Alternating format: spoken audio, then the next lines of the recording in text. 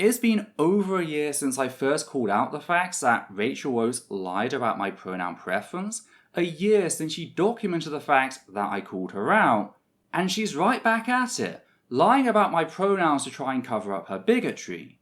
Because that's all she can do. Lie like her very life depends on it, as if it's the very air she breathes.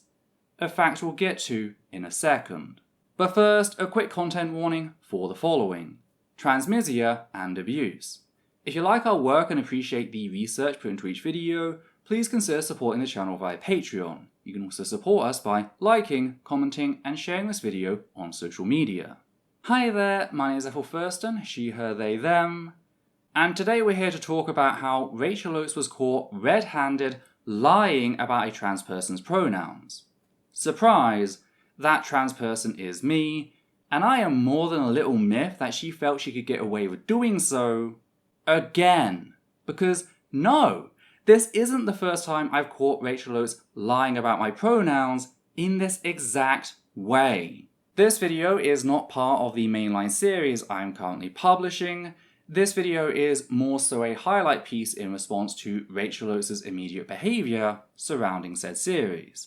If you'd like to see the mainline series, or indeed any of the videos Rachel Oates has tried to censor, I've gone ahead and linked a master list down below containing links to all the relevant videos, along with links to their respective mirrors and transcripts. Pretty much everything you could ever want in one place. So back in 2022, I pointed out how, when trying to present me as dangerous in 2019, Rachel Oates almost exclusively used male pronouns. Now, to be clear, I did allow male pronouns at the time in a bid to appear non-demanding to cis people. However, as a trans person, particularly a non-binary person, we become pretty attuned to when we're being gendered a specific way out of spite. And this felt like one of those times, with Oates tapping into trans misogyny to send her audience's anti-trans bigotry into overdrive. Now, this is something I couldn't really show, all I could do is comment on it, so I did. What Rachel Oates did next proved my hunch right. She quickly took to her communities tab, expressing the following. Quote, "It's ridiculous at this point. They take anything I do and twist it to ascribe malice.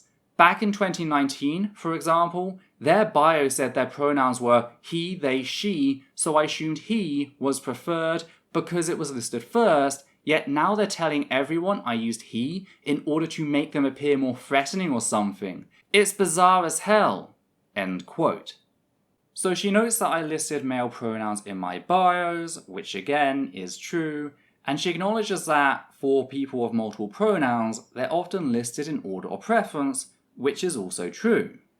She then takes both of these facts and asserts that my pronouns were marked down as he, they, she, to argue that she was defaulting to my preferred pronouns.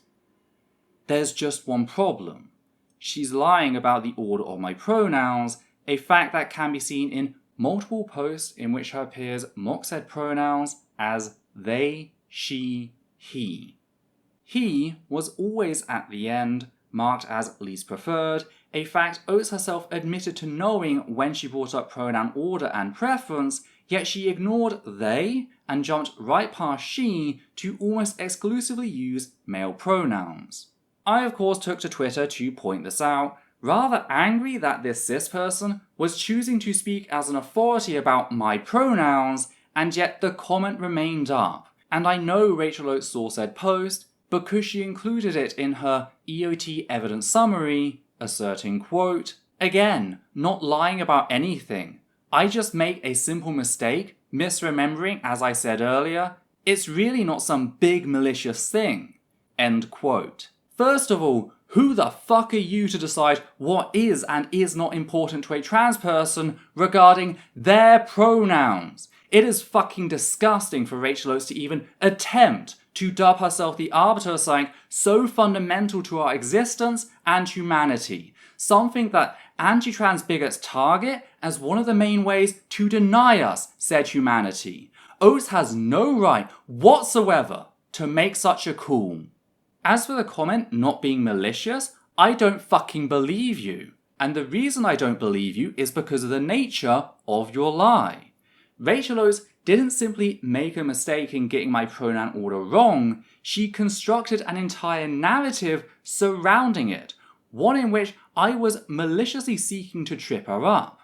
Rachel Oates could have just said Ethel allowed for he/him pronouns at the time, which was true, and is a fact I always acknowledged when discussing how they were my least preferred pronouns, being pronouns I tolerated under the belief that it made me appear less demanding as a non-binary person. But she didn't. She chose to write out my pronouns in an order they have never existed in, ever, and then she chose to declare them official. Not once did she stop to, oh, I don't know, check Internet Archive like she did after I called her out on it. This wasn't a simple mistake. Oates was asserting herself as an authority on my pronouns without providing evidence to boot. That's why I don't believe her when she says it was an honest mistake. She outright fabricated material, invented it, to support her position. For comparison, I, the person whose pronouns they were, immediately went out of my way to provide multiple examples showing the exact order they were in spite of them quite literally being my pronouns. That is how much audacity Rachel Oates is speaking with here, a fact that points to this as being more than a simple mistake. And Rachel Oates' actions after I called the matter out would support this conclusion. She didn't delete her comment, issue a clarification, and apologize to me for her microaggression. That is an action, intentional or not, that communicates hostile, derogatory, or negative attitudes towards stigmatized or culturally marginalized people. Instead, she just left it up, where it still is today, pumping out misinformation, teaching her audience that there was a time in which I had a preference for male pronouns when that was never the case.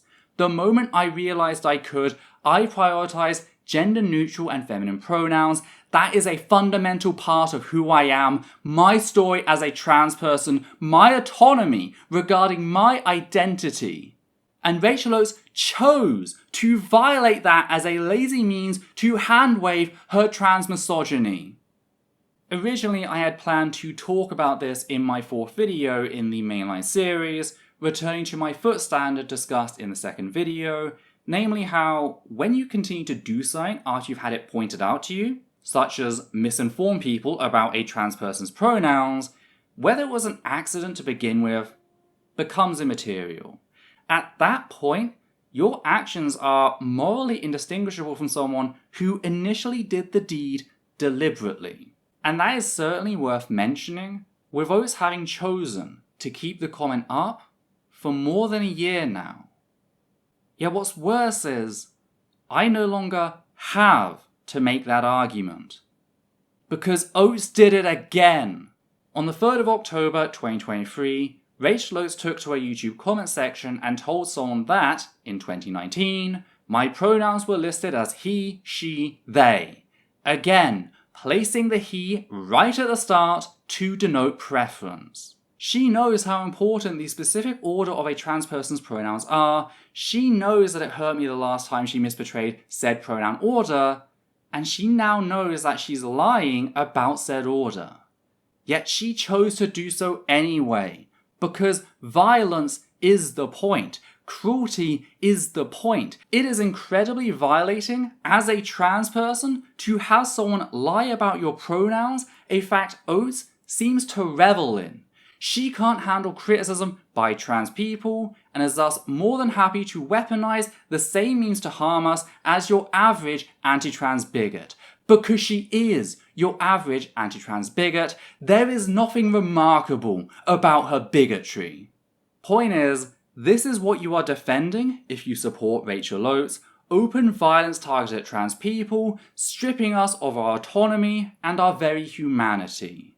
I just wanted to make that clear so that nobody can claim ambiguity at this point. Though what do you think? Will Oates' audience ever recognize her bigotry for what it is? Is this more evidence that she's circling the drain? Can justice win in the face of such prejudice? Did you notice something I missed? If so, be sure to let me know down below. And if you appreciate what we do here and want to help out, please consider becoming one of our wonderful patrons who make our work possible. On that note, we'd just like to thank the following people: Matthew Kovac, Gert Van Voorst, Hannah Banghart, Marble Wings, Sosh Daniels, Flynn, and Higgins Siegel. And for myself, Adita and Levi, take care now.